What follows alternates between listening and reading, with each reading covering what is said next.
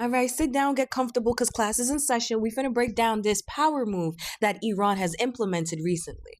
The power play in question, Iran's decision to end a 52-year-long agreement that was literally the last standing pillar in upholding the financial empire to the United States.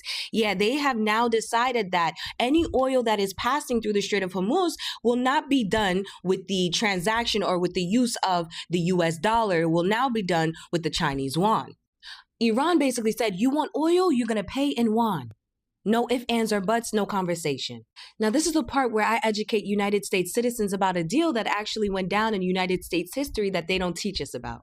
Much like most of the United States history, any power that the United States government has, it was not earned, okay? They didn't work for it, right? They either stole it from somebody else, lied where it came from, or they negotiated their way into having this power.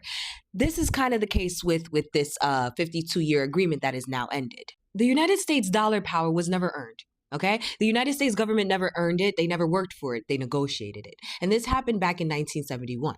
See, back in 1971, President Nixon printed more dollar bills than the United States Gold Reserve could actually back up. He did this to be able to fund the Vietnam War. Then he abolished the gold standard entirely. He just got rid of it entirely, forcing the United States to now rely solely on the US dollar.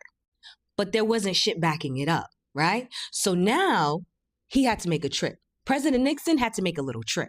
In 1974, President Nixon took that trip to Saudi Arabia, where he was able to meet with King Faisal, I believe that's his name, and he did so in order to propose a deal, an offer.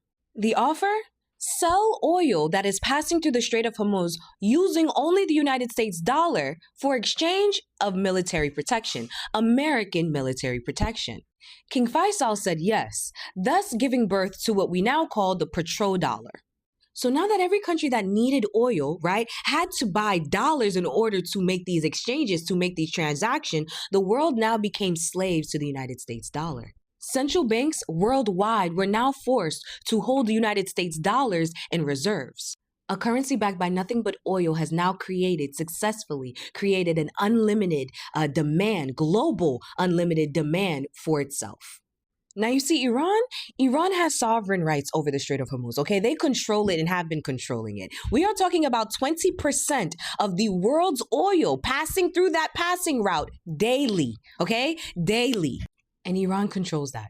They control access to that, which is why when the United States and It's Not Real decided that they were going to bomb Iran, they closed off access. They said, you're not getting no oil from the Mideast.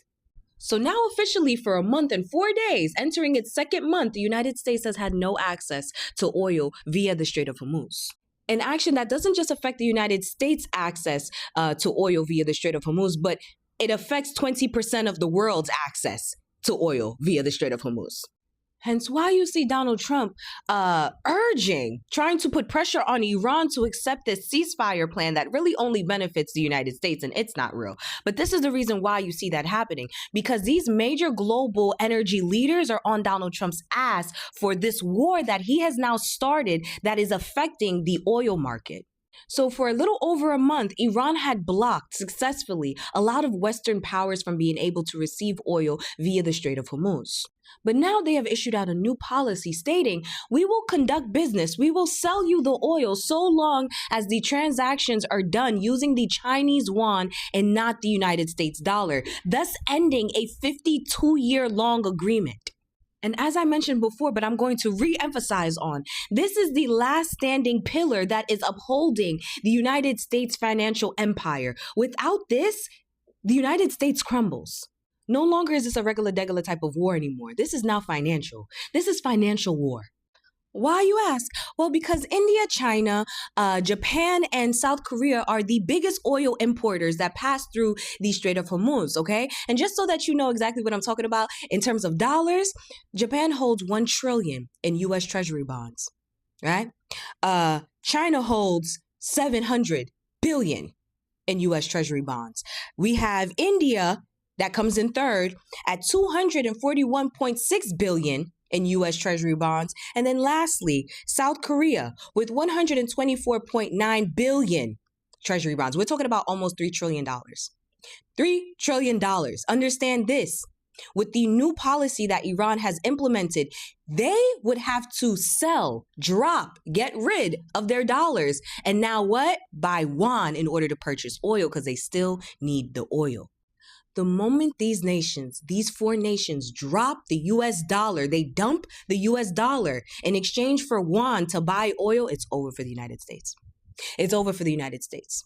That right there is the beginning of the end to the domination of the United States financial empire. It's over after that. Fun fact, we're already in debt. The United States government, the United States economy, we're already in debt. Have been in debt.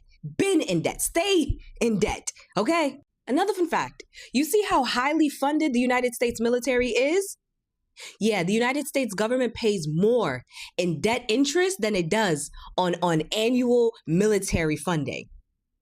Yeah, the United States debt trap is finally closing in. It's finally closing in. Did you know, as a United States citizen, that the United States government has to refinance $8 to $9 trillion worth of debt this year? This year, they got to do that? So now, if interest rates rise, even just a slightest bit, the United States is looking at paying annually $1 trillion in interests. $1 trillion annually in interest alone. The only solution was to print more dollar bills.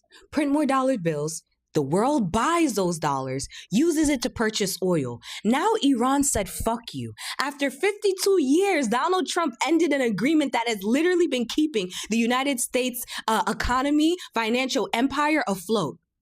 It's over now. It's over now. There's no solution now.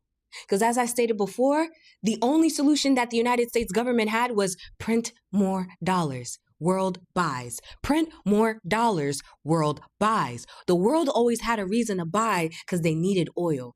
Iran just gave them a reason to no longer need a reason to buy and gave them the ultimate reason. It's over.